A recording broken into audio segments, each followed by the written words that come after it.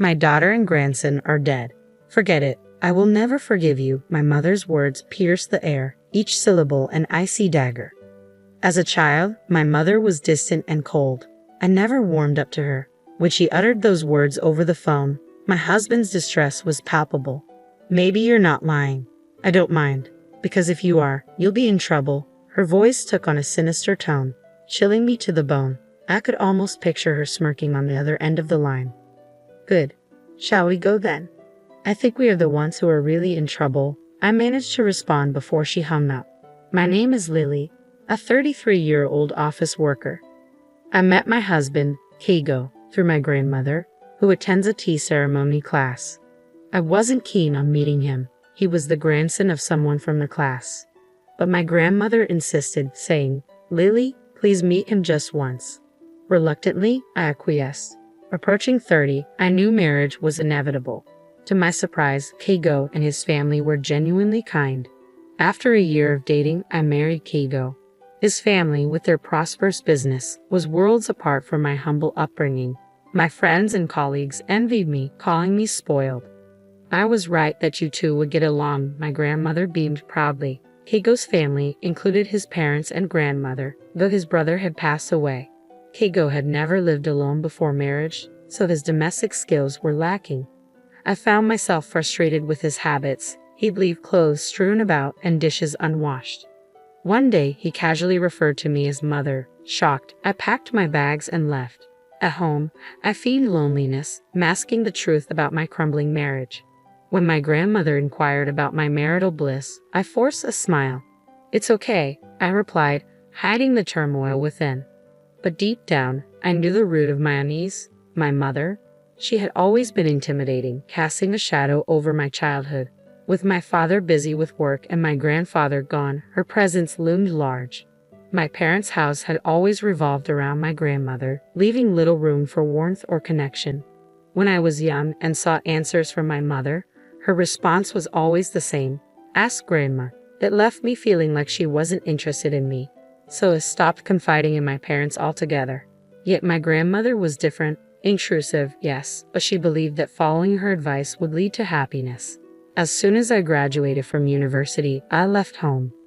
I didn't fully grasp what family meant, but my husband's family seemed harmonious. They always ate together, even if I was famished, waiting for everyone to be ready. My husband once remarked that this tradition persisted even after he moved out. 3 days after returning home from my escape, my grandmother, along with my husband and mother-in-law, appeared in my room. "It's my fault. Let's go home together," my grandmother pleaded. My husband looked remorseful. "I spoiled him too much," he admitted. I was swayed by their apologies. But as explanations unraveled, blame was cast upon me too. My grandmother sighed, pointing out my faults. Even my mother apologized, urging me to reconcile. Feeling abandoned, I left without a word. Silent in the car, my mother-in-law broke the tension. "If housework is too much, let's eat together. I'll cook for you and Kigo." But I couldn't find solace in her gesture. "No, I want Kigo to help with the housework," I asserted. Surprised, my mother-in-law questioned, "Isn't housework the wife's job?" I retorted, "I have a job too. We're not a conventional family. Kigo will inherit the company, but that doesn't make household chores solely my responsibility." Despite my silence, my mother-in-law persisted. Finally, I confessed my pregnancy, despite being told to keep it secret. My husband was thrilled, and I knew, amidst the chaos, a new chapter awaited. My mobility had diminished since my husband was to become a father. I wished he'd be a tad more cooperative with household chores. It's as simple as that. Irritation brewed within me as I hadn't even visited a maternity hospital for examination yet. Unexpectedly, my mother-in-law's demeanor shifted. From complaints to gentle inquiries about my pregnancy, it felt like a flip of a switch. Was this a split personality? Upon returning home, I found the room surprisingly clean. "Did you clean it?" I asked my husband. "I wish you'd have kept the pregnancy a secret," I sighed. He confessed that my mother had been a nuisance, bothered by the impending arrival of our child. "I'm sorry," he said earnestly. His sincerity moved me. Perhaps I should try a bit harder. Eating at my parents' house on weekends sounded appealing. His gentle suggestion left me with no reason to refuse. Despite knowing I should take it easy, I embarked on a challenging pregnancy journey. At the maternity hospital the following week, the doctor's confirmation brought immense joy. I promised to shower our unborn child with love. Eating at my in-laws wasn't as dreadful as anticipated. Their happiness about the pregnancy was palpable, especially my father-in-law and grandmother-in-law. "Come on, Lily, eat. You're carrying our precious heir," my mother-in-law cooed, masking any hint of sarcasm. I reassured myself that I could manage, but as we sat for dinner the following week, I reached my breaking point. Despite my embarrassment, I mustered the courage to make a request to my mother-in-law. "I'm sorry, mother-in-law." My mother-in-law's smile abruptly faded into a grim expression when I mentioned my morning sickness. Feeling uneasy and unwell, I confessed that I couldn't wait until dinner time to eat due to nausea. However, her response was unexpected. "Morning sickness? Didn't Keigo tell you? We have a rule to eat only when everyone is present. Please be patient," she stated firmly, catching me off guard. Her subsequent attempt at humor, calling the situation totally nasty, only added to my distress, tears welling up in my eyes. That evening, with my father-in-law arriving home late, dinner was delayed until after 8 p.m. Unable to wait, I ate quietly while my mother-in-law was out, feeling ashamed of my own actions. Later, when I returned home, exhausted, my husband chided me for being greedy at my parents' house. My attempt to explain my morning sickness fell on deaf ears. "Well, I'm a man, so I don't understand," he concluded dismissively. Overwhelmed with anger and speechless, I ceased visiting my in-laws. Instead, I feigned illness to avoid facing the discomfort and humiliation again. Each day, grappling with the weight of morning sickness, I longed for relief while cherishing the growing life within me.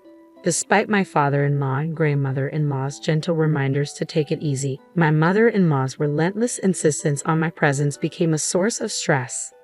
Her incessant calls only worsened the situation, leaving me with a pounding headache.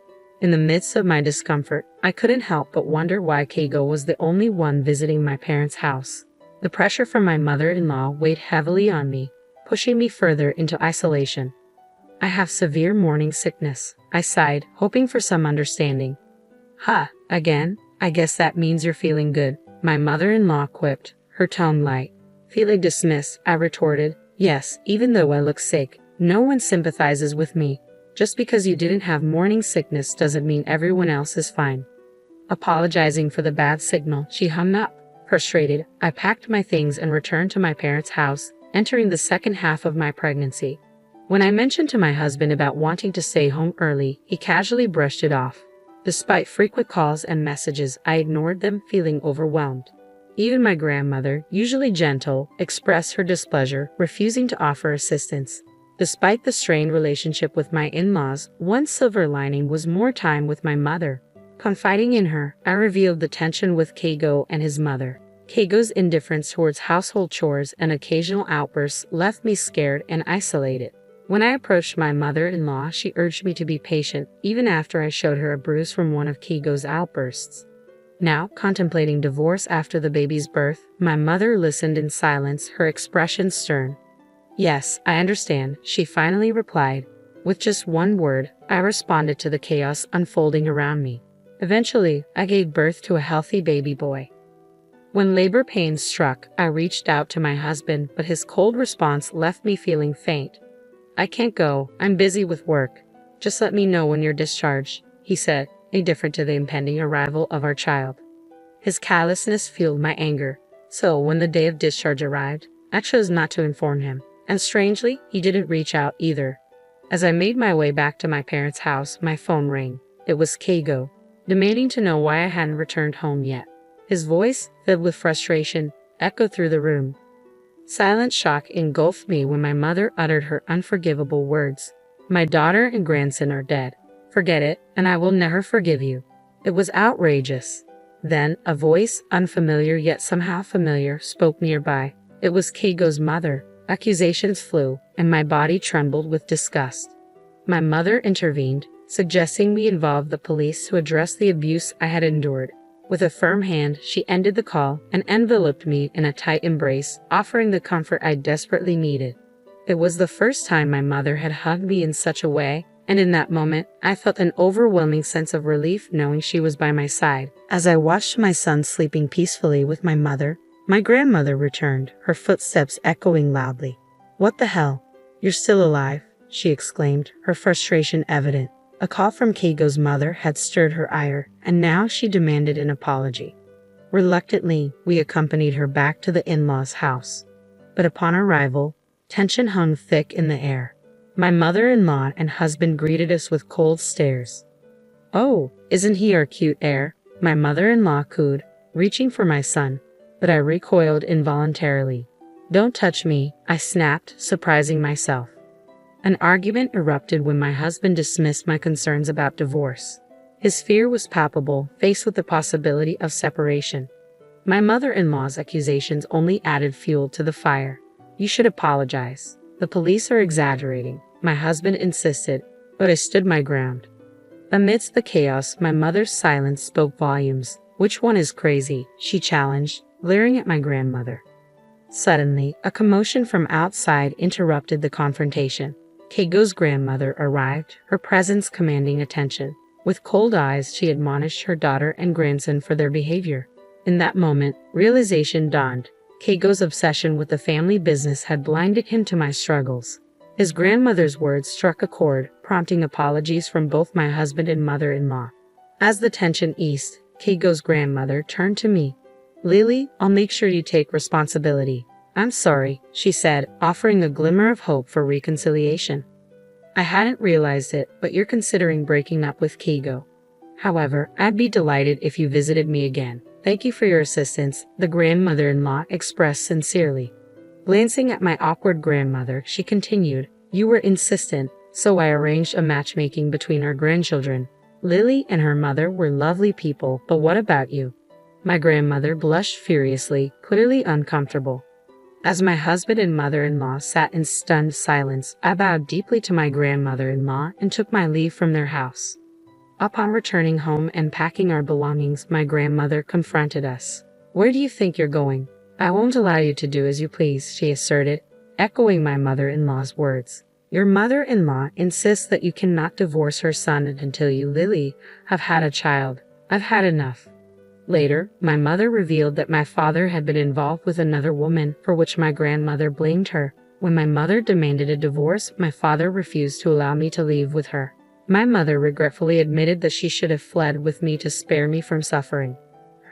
Her words brought tears to my eyes. Eventually, both my mother and I divorced our respective partners. My father initially resisted, but evidence of his affair forced him to comply.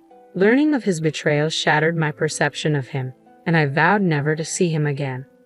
My mother also sought compensation from my grandmother for the distress she caused. Keigo's family faced consequences too. They were ousted from their former position of influence due to embezzlement allegations. It turned out that Keigo's grandmother, now the company's chairwoman, had uncovered their wrongdoing. When faced with the ultimatum between family and company, Keigo chose the latter without hesitation. His tearful reunion with his mother bore no forgiveness, as they both faced accusations of criminal activity before disappearing. Despite the turmoil, life improved after our divorces. My mother and I rented a small room and began living together, finding solace in each other's company. I named my son, "I Am You," a testament to our newfound independence. My mother flourished on her own, rediscovering her passions and hobbies. Colleagues noticed her increased happiness, and even at my part-time job, I found myself smiling more. Through living together, I learned more about my mother, her talents, preferences, and dislikes. Grateful for everything she had done for us, I thanked her sincerely. Moving forward, I vowed to embrace the future alongside my precious family, strengthened by the bond between my mother, my son, and me.